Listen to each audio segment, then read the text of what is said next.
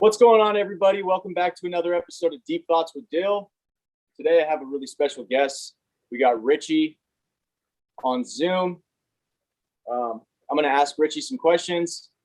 Richie's going to tell a little bit about his experience with using drugs, getting sober.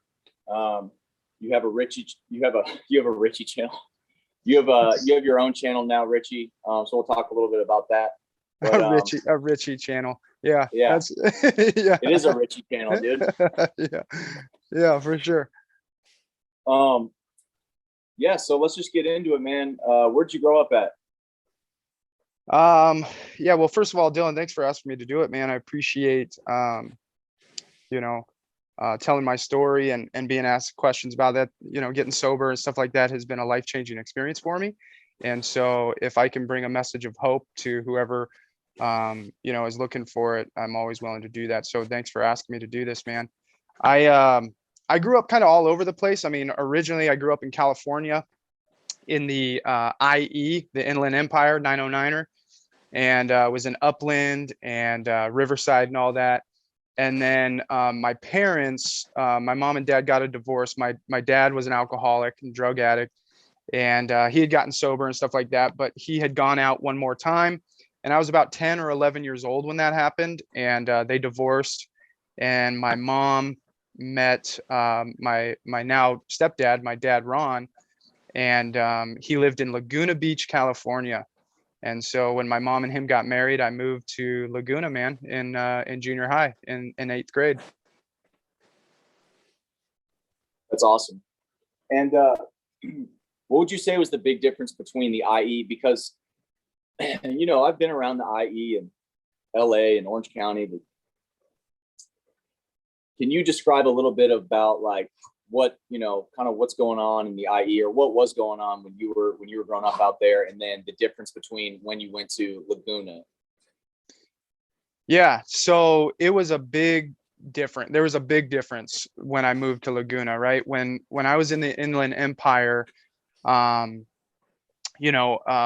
was a minority. Like there were a bunch of Hispanics and blacks and just different cultures all over. And so and I was little kid, like I was not one of those big kids. So I was a little kid. I was a skater grom, so I grew up skateboarding, and that was like a mixed culture group I found when I was growing up. But what was crazy was the population and the cultural difference in Riverside and the Inland Empire to when I moved to Laguna Beach, right? Like I went to a middle school in Riverside that was over 2,000 kids. And when I went to Laguna, I went to a middle school with less than 200. So it was an environmental, social shock when I left. When I was in the Inland Empire, like, dude, a fight could break out any minute. Like you looked at somebody sideways and you were fighting. And so I had to kind of fly under the radar when I was in Riverside, right? Like I had to be careful with who I hung out with. I couldn't like be outside after dark, stuff like that. And when I moved to Laguna, that all changed. In my first day in Laguna Beach Middle School, Thurston Middle School, I was called to the principal's office because I got in a fight. Well, come to find out, the kid didn't really want to fight, but I was always taught to make the first punch so I didn't get my ass beat, and so when this kid started like puffing out his chest, I just balled up my fist and clocked him. Well, I got called to the principal's office on my first day of school in Laguna, and I quickly learned that it was different in Laguna, that I could kind of just be more of myself. I didn't really have to keep my guard up so much. But it was also economically different, where in Laguna Beach, there was a lot of money and a lot of kids came from entitlement and came from things being handed to them, where that wasn't my story, right? Like I came up with a little bit lesser money and a little bit more middle class. And I was going to school with kids with upper class. By the time I got to high school, kids were driving themselves at 16 years old in brand new Jaguars and Lexuses, and they came from money, and that's just not where I came from. you know. Totally, man. I grew up in Scottsdale, so I was pretty spoiled as a child, and I grew up with a lot of, very spoiled rich kids. And, I remember in high school, there were kids that had like 5 Series BMWs, shit like that. And the students parking lot was a lot nicer than the teachers for sure. Yeah, yeah. Yeah, dude. So I could relate to that vibe a lot, and so for those who don't know, like, where is the Inland Empire? Because a lot of people don't really know where that is. Where is Laguna, like, geographically? Yeah, so if you take Los Angeles, pretty big city that a lot of people know about, right? Orange County and Laguna Beach is south of that. So you just go south about, I don't know, 30 minutes, 45 minutes, you get into Orange County. And then Laguna Beach is a beach town. And it's in between Newport Beach and Dana Point. And so Laguna is a cool, like, little cove, little quaint, artsy town. They do like a huge sawdust festival, and like it's very artsy, right? The Inland Empire. So if you just go inland from Orange County, basically you take the 15 east or north or whatever it is, and you go about 45 minutes to an hour. Then you find yourself near San Bernardino County, Upland County, Riverside County, and it's like on your way. Like if you're going from Orange County to Vegas, you got to go through the Inland Empire to get to Barstow. So Yeah, yeah, Barstow. that's where it is. Okay, cool, man. And then, so when did you start using? Like, what kind of happened? When did you start getting high, partying, fucking around? Yeah. Well, it was the first time I ever smoked weed. I was 11. It was right around the time that my parents divorced and before my mom met my stepdad. I was actually at my grandmother's house visiting my dad. And of course, my dad wasn't there because he had more important things to do. He had like supervised time with me and he couldn't even like hang out with me. Right. So he was off doing whatever he was, and I was hanging out with a cousin of mine, an older cousin. Her name's Tanya, and we went over to her friend's house, and they were like doing something kind of in the background, trying to like keep it from me, I think. And again, I'm a 10-year-old, 11-year-old kid, not pretty naive, don't know necessarily what's really going on. But I just remember that they were trying to hide it from me. Like they didn't want me to know what they were doing. And that intrigued me. And I was like, oh, I want to do something, like I immediately had this thought of like, I want to fit in, right? Because I felt like I didn't fit in. And just about what we just talked about, coming from the Inland Empire, going to Laguna Beach, like I had this thing inside me that always felt like I didn't quite fit, right? I was never quite enough. Like even with my dad leaving and all that stuff and him getting drunk, like I always just kind of felt like, am I not enough for my dad to like stop using it? So I just had this inside of me, right? This angst inside of me and not feeling right in my skin. So when we were walking home, Tanya and I asked her, I was like, hey, what were you guys doing? Like what? And she was like, oh, and she just told me, my friend, I was getting weed from my friend. And I immediately lied because that's what we do. And I was like, oh, I've done that before. Like such a kid thing to say, oh, I've done that, like no big deal. And so she was like, okay, well, I'm going back over to my friend's house later if you want to come. And I was like, yeah, for sure. So we went over to her friend's house later that night, and there was older kids, and it was kind of a cool vibe. Like the music was playing, there was a pool table, people were drinking, and then next thing I know, like they were passing the weed pipe around, and they passed it to me, and I just took a toke, man, and I hit it, and I remember almost immediately, like I had this feeling of like, and I like sat back on the couch, and I remember smiling and like looking around and taking it all in and just feeling like, yeah, like this is rad, right? Like this is awesome. And so it was a ton of fun. I actually was offered alcohol that same day, but I turned it down when I was 11 because I was terrified of alcohol, because I believed that that's what destroyed my dad. So I didn't drink. The first thing I did is smoke weed, and immediately, like it didn't take on like this progression, like immediately all of a sudden I'm buying weed and smoking weed and all that stuff. Like I don't even remember like the next time I smoked weed necessarily. Um, but by the time I was in high school, I was like my freshman year in high school. I was invited to a house party, and this is in Laguna now. And so I go up to this big house on the hill, and there's a bunch of seniors there, and there's older kids there, and they're all drinking. And I remember my buddy Jimmy, we went and stopped and bought a couple 40s, and I got two 40s of King Cobra, you know, Yeah. and they the seniors they duct taped the 240s to my palms, and they told me that I couldn't take a piss until I finished both 40s. And that was the first time I drank. I was about 14 or 15. I blacked out that night. I remember waking up the next day and I had Saturday school, and I had to walk down this huge hill called Park Avenue to get to the high school Saturday school. And I remember walking down that hill the next day feeling like, oh my gosh, I cannot wait to do that again. Like that was so much fun partying, and felt like a part of, and felt like I had made a bunch of friends. I was able to talk to chicks. Like all of a sudden I had the liquid courage in me. And from there, it just started to progress, man. Yeah. And so you're a little bit older than me. And I'm wondering if, did you get into Oxycontin at all? No, I did. I got into some opiates, not much, but it was just, I ended up turning into what I call a social user, which means if you're using it, so shall I, right? Yeah. And so I had friends that had like Vicodin and Klonopin and stuff like that, and Xanax. And so if friends had it and I could get some, like I'd take it. But no, I never got into Oxycontin or anything like that. I did a little bit of heroin, Okay.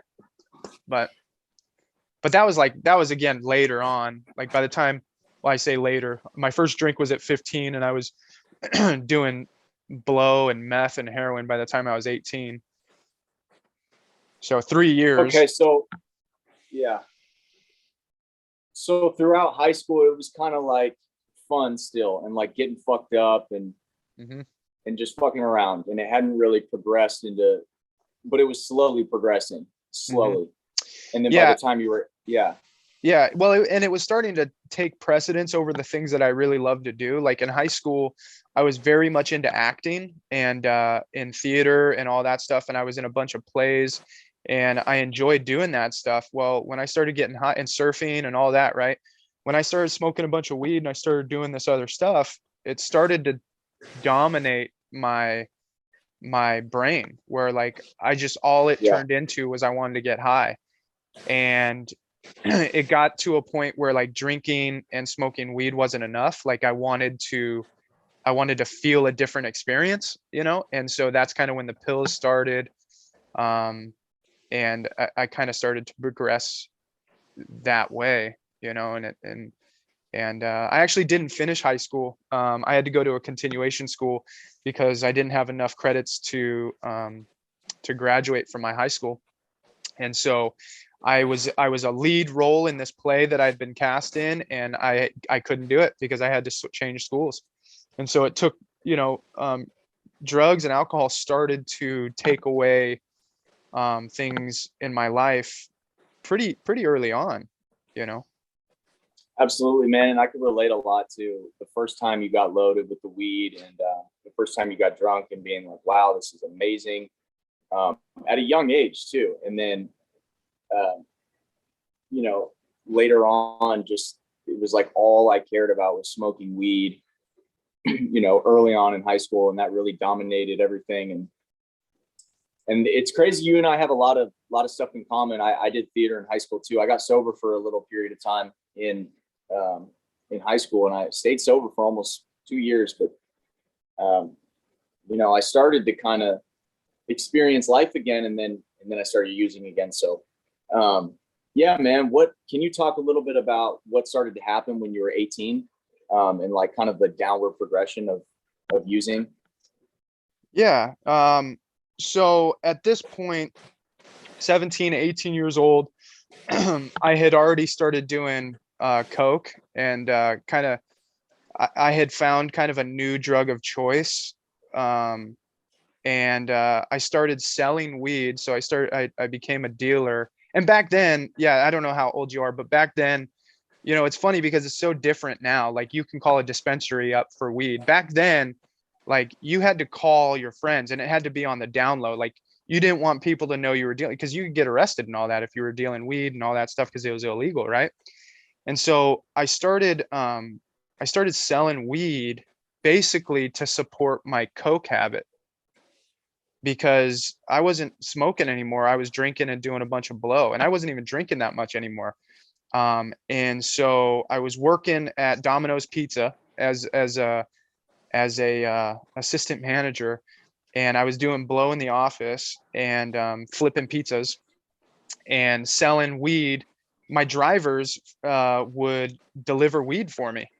Domino's drivers would deliver weed to clients that would call in and ask for a pizza with extra green peppers, and that was code for give me an eighth, and so I would have my drivers do that. And what ended up happening one time, what ended up happening was one of the drivers like called the cops on me, and luckily I wasn't there, and that stuff started to happen. I remember two of my buddies, I was really close with a guy named Ray and a buddy named Russell, and we called ourselves Triple Ere, and that's, three R's in Spanish. It was Ray, Richie, and Russell. So we called ourselves Triple Ere, and we thought we were badasses in Laguna Beach, and we thought we were in some sort of gang, and thought we were blood in, blood out. You know what I mean? Like it was just, we were crazy. Yeah. We were doing a bunch of blow and all that stuff. Well, I remember one morning, and all of our girlfriends at the time were all friends, and so we always hung out and always partied and did a bunch of drugs and stuff like that. And it was a fun time. Like I will say this, like I didn't do drugs and alcohol because it wasn't fun. Like it was fun in the beginning. You know what I mean? Like there are people in recovery that say my worst day sober doesn't compare to my best day getting loaded. And I always think, well, then you didn't get loaded right, because like getting loaded was a lot of fun for a little while, but it stopped doing things for me and it started doing things to me. Like I started getting arrested. My buddy Ray and Russell went to go get a bag one morning. I woke up and they were supposed to go get an ounce of blow or whatever it was, and I couldn't go. And for whatever reason, I was probably hungover, and I was hanging out with Melissa at the time. And next thing I know, like they were supposed to be back at noon and they didn't get back. And then 1 o'clock rolls around, and then I call them and their phones are off. And I thought these dudes had turned on me and robbed me. Well, come to find out, they were in a 75-mile-an-hour car crash that flipped their car like 7 times, and they were in the hospital. Oh, damn. And it was probably, and this is when I was probably about 18 or 19. And I remember having a moment of clarity, what people talk about in recovery. They talk about this moment of clarity, right? Where all of a sudden kind of reality hits you. And I remember having this moment of clarity that I was supposed to be in that car that day. Like I remember distinctly, like for whatever reason, I wasn't able to go on this pickup, and they flipped their car. And I remember thinking, like, they flipped their car going 75 miles an hour. Like they're both in the hospital. Somebody that's a fatal car accident. Like somebody should have died in that accident. And this moment of clarity, like this voice in my head was like, Richie, if you were in that car, you would have died. And it scared the shit out of me, dude. Like I found myself in this place where I was doing the things that I told myself like I didn't really want to do, ending up in places that I never thought I'd end up. And I just remember having this thought of like, yo, there's something more for me. Like I'm becoming the guy that I hated the most, which was my dad at that point, because my dad never got sober and my dad walked out on us and all this stuff. And I saw myself headed down that same road. And so I had this moment of clarity and decided to try to get sober. But I didn't know how. Like I wasn't really introduced to any 12-step recovery at that time. Like I knew of it, but like I had never really gone. And so I just started going to church with my family, and I gave up the weed, I gave up the blow, I gave up some of my friends. I started hanging out with my family and going to church, and that lasted probably about 8 weeks, probably about 2 months. I was able to stay sober. But it had gotten, yeah, it had gotten pretty bad up to that point, for me to finally go, okay, let me try something different. Yeah. Okay. And so it lasted about 8 weeks. And then I remember hearing a little bit of your story, and I remember you talking about something that you did that landed you in prison. Can you talk a little bit about that? Yeah, dude. So, well, what's crazy is right around, if we pick up right now, like after those 8 weeks, I met this chick, Aunt Natalie, who I ended up in a very 4-year toxic relationship. So I ended up relapsing after 8 weeks of being sober with no program or anything. But my blow habit and turned into meth and all this stuff like progressed to by the time I was about 22 years old, like I was going into people's houses after parties. Everybody would pass out and I would be up on meth and I would just rob them. I was in this, like I said, toxic relationship with this girl, Natalie, that turned, when we would get loaded and stuff, it would turn violent. Like it was emotionally and physically violent. She would hit me and I would hit her and all that stuff. She called the cops on me a couple times. She had a friend come over one time, this guy Travis, who I didn't like, and I like beat his ass and I ended up going to jail that night. Like I just started to, excuse me, I just started to do stuff that was kind of headed down that road anyway, right? Like I had been to jail a few times, and would go over the weekend and get OR'd, and so it was kind of like a couple of years of doing that. At one point, uh, I was on like informal probation and I had like restitution to pay, and I had to do like an anger management class. I had like a scram program where they monitored my alcohol intake with an ankle bracelet.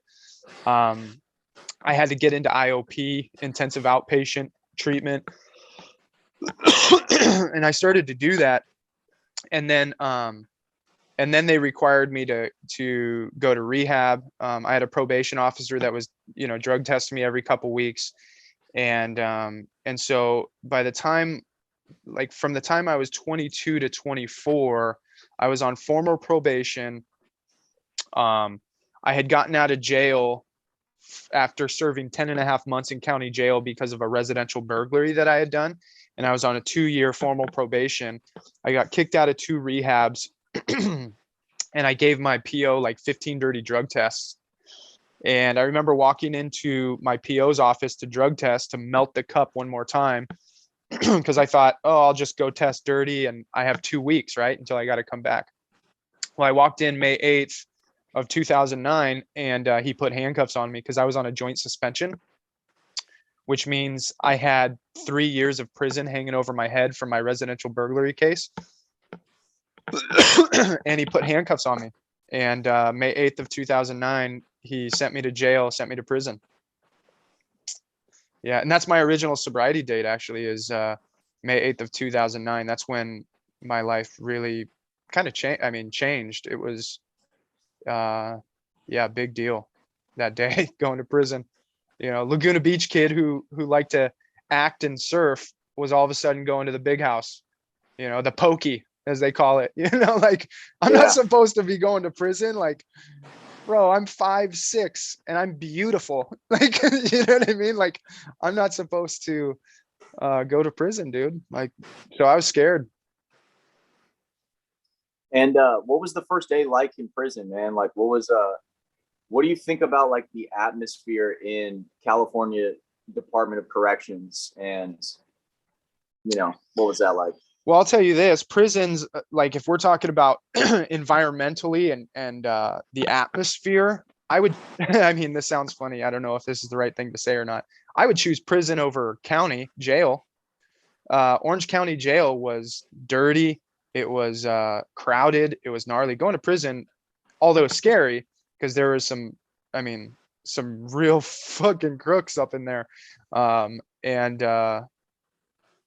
big dudes with tattoos and stuff like that. And so it was an experience. It was scary for sure. Going through R&R and like intake and all that, going to prison. Like even the bus ride up to prison was eerie. Like it's like a movie, bro. Like I don't even know how to explain it. But before I went to prison, I was in county jail, and my aunt had come and visit me behind the glass. And she told me that my dad, my drug addict, alcoholic dad, who had been in and out of prison since I was a kid, that he was actually in Wasco State Prison for a violation that he had done in Ventura. Well, Orange County's reception yard in prison in California is Wasco State Prison. And I remember my aunt telling me that my dad and I were going to be at Wasco State Prison at the same time, and that it was possible that I was going to see him. And bro, like at this point, like when I was going to prison, I got sober in jail. Like that's originally where I got sober. Like I started to pray, started to develop my relationship with God in jail, started to do things different because I knew that I needed to change. And so I started taking different actions. Like I remember it was the first time I said no to drugs was when I was in jail. Somebody offered it to me, and I thought, I'm in here because I can't stay sober. Like getting loaded right now, doesn't that defeat the purpose of me going to prison? Like, you know what I mean? So I got sober and I started to pray a lot more and all that stuff. Well, when my aunt told me that my dad, who, by the way, I hated at this point in my life, I was super resentful at, when she told me that he was going to be there, I remember walking back to my cell that day and praying, and I asked God three specific requests I had from God. And I asked God, hey, help me not to hate my dad anymore, because I don't want to be angry anymore at him. I asked for God to protect me going to prison, because I've heard stories and I've seen movies and I'm scared of my butthole, right? Like I was scared. So protect me. And then my final request was, God, put somebody in my dad's life that's going to help and encourage him. So when I got to Wasco State Prison, I was walked out of intake to this dorm room. It was H4 in Wasco State Prison. And I was walking in, and this dorm room had like 360 dudes in this dorm. And there was an A side and there was a B side and there was a day room in the middle, like where you could play cards or eat lunch when they brought lunch and all that. And when I walked in the door, I was standing at the cop shop, this little podium where there was two COs giving you your cup smashed with soap in it and your laundry bag and all this stuff. And I looked across the day room, bro, and sure as shit, dude, there's my dad. I see him across the day room. And his jaw hits the floor. Like you can tell he was like, and when I was standing there and I saw my dad, it was the first time that people talk about they hear from God. You know what I mean? Like, oh, I heard God. Well, I don't know about all that. It wasn't like an audio, like God was like speaking to me from the clouds, but all of a sudden there was this spiritual experience that happened internally. And I heard this voice that said, you wanted an opportunity not to hate your dad. You want an opportunity to forgive him. Well, now I'm giving you that opportunity. You wanted me to protect you. By me putting you with him, I'm protecting you. And you also wanted somebody in your dad's life that was going to help and encourage him. Who do you think that is? And all of a sudden I realized, like, I was the answer to my own prayer, that God had put me in this place where I was going to be able to have a chance to build a relationship with my dad and not hate him. I was going to be protected and safe, and that I was supposed to help him, like somehow, like I was supposed to be the help to him. And so, yeah, I was in prison. I was in prison with my pops, man. Not only were we in the same dorm, out of those 360 dudes, which that's there's 6,000 people in that prison, right? And there's multiple dorms, there's multiple yards. Like, how does that happen? Like, and we have the same name.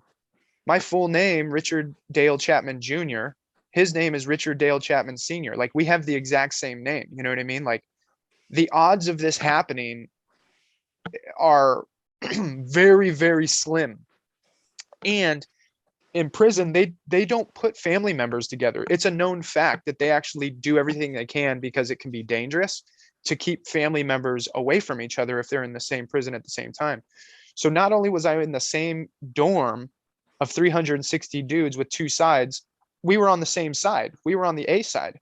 And not only, and there's 160 dudes on this side, right? 100 and, whatever, 30 dudes on this side. So not only were we in the same dorm on the same side, but we were also bunked right next to each other, bro.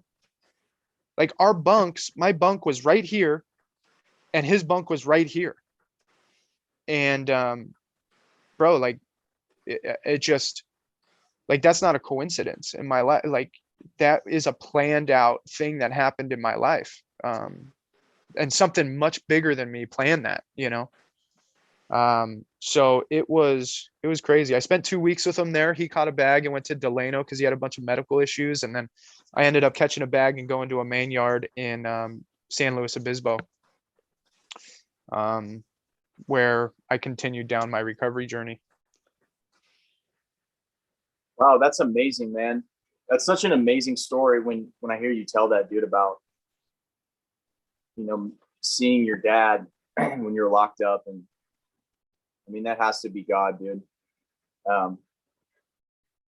So thank you for sharing that. And okay, so your recovery journey began when you were locked up, and so going forward, when you got out of prison, what did you do then? So I went right into a 90-day treatment facility when I got out of prison. I went to a place called Patmore Foundation in Costa Mesa, California. They're not around anymore. But back then it was, it wasn't a high-end treatment facility. It wasn't a low end either, like indigent, like it was right in the middle. Like, I think it's right where I belonged, and so I got into rehab, and, and I have a case manager and a therapist and all this stuff, dude. And they start giving me suggestions on starting to work a program of recovery. And at this point in my life, I was willing enough to take the suggestions because I knew that I needed to change my life and I didn't know how to do it. I didn't know how not to get loaded. I didn't know how not to rob people. I didn't know how not to drink. And these people are giving me suggestions like getting a 12-step sponsor and working the 12 steps and going to 12-step meetings. And I kind of had to because I was in rehab and they took us to these places. But it was more than just had to. Like, I had made the decision being in there that obviously I didn't know how to run my own life. So I might as well give this a shot. Like, I might as well try. I'm here anyway. I've got nowhere else to go. My parents, my mom and my stepdad said I couldn't come back home. Like, I had nowhere else to go. And so, and I knew I didn't want to go back to prison. And so I made the decision, like, okay, I'm going to try this 12-step stuff. Like, I don't want to necessarily, like they say, 12-step recovery is the fastest growing club nobody wants to be a part of. And so, and I was no different. Like, I didn't want to be in AA. My dad had gone to AA and it didn't work for him. Like, these were the thoughts that I was having. Like, this isn't going to work for me. This is a bunch of BS. Like, I don't want to go to meetings and like talk about my problems and sip on coffee. Like, I was 24 at the time. I thought my life was over, basically. Now I'm in rehab. Now I'm in 12-step recovery. Great. No more fun.